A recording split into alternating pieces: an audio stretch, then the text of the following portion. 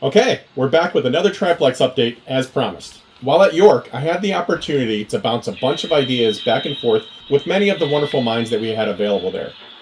And as soon as I got home, I wanted to test out a bunch of these theories. Then I messaged back and forth with a bunch of them to see if we can dig a little bit deeper. I did find out more with this process, but I did just end up with the same conclusion as all the others have come to. Most of these triplexes will have to go back to Lionel. Now, we don't know if all of them do, but I have heard a few people that have not had a single issue, and I really hope that it stays that way for them. As you can see here, I'm starting off with the switch in 4D mode, but I'm not using 4-digit ID here.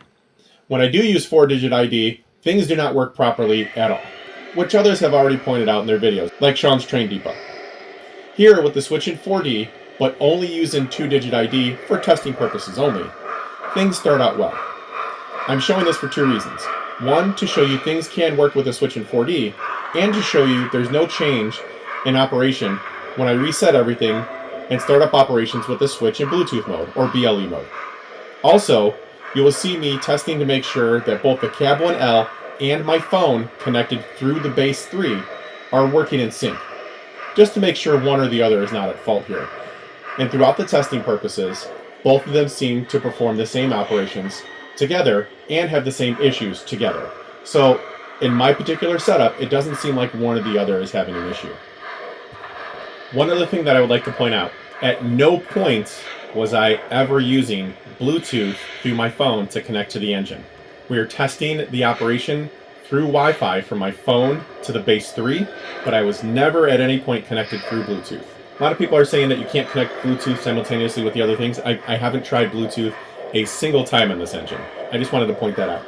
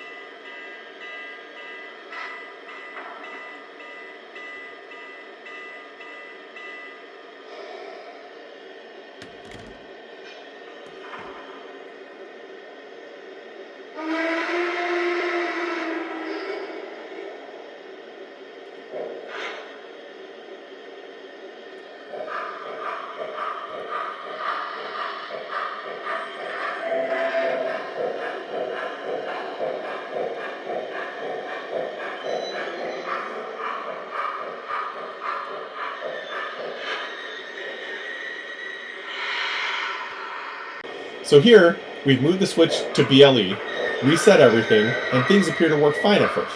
Thanks to Chris and Mike from the Lower Susquehanna Modular Rail Club, I'm able to get to this point pretty easily. Mike demonstrated on Chris's Halloween triplex, if you sync the engine repeatedly, it seems to eventually sync both of them together, and that's fantastic. I've also been able to demonstrate this repeatedly, every time mine gets out of sync. Chris stated that for him, this works for a while, but over time the whistles eventually get out of sync. So he has to keep performing this process. Since getting home from York, I've given this process a try and seem to be experiencing the same thing. As you can see here, things start out in sync, but after some switch operations simulating back and forth repeatedly, my tender eventually starts spinning faster than the engine. You may need to slow down the YouTube video in the settings just to get a better look at this. But the tender is in fact spinning faster than the engine. This is actually the first time I've seen this. My goal was to see if I can get them to spin opposite directions. But before even getting there, I noticed this was happening.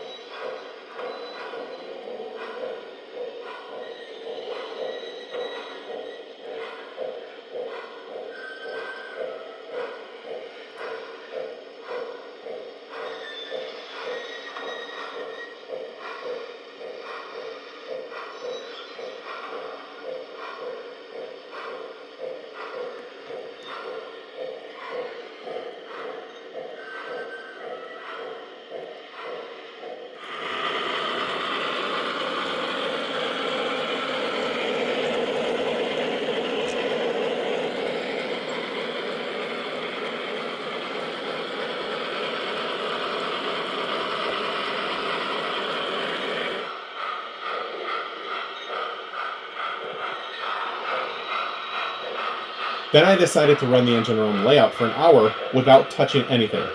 And this is what I found. I noticed lap over lap that the tender was starting to spin slower and slower. There was a point where they were in sync together. And then I just kept watching it, and it was spinning slower and slower and slower. And it kept doing this without any interference from either my phone or the cab went out. I just let it go. And eventually the tender stopped spinning altogether. And this is after resetting repeatedly. I synced this engine as number 94 multiple times in BLE mode. And please note that I did reset everything and resynced engine 94 multiple times just because it seemed to have worked in the past. And like I said, things did start out well until the tender started spinning faster.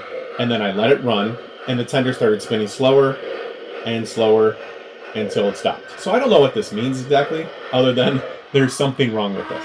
I cannot run mine for a long period of time without having any issues, but Sean at Sean's Train Depot, he ran his for a significant amount of time, and as I understand it, his didn't degrade over time.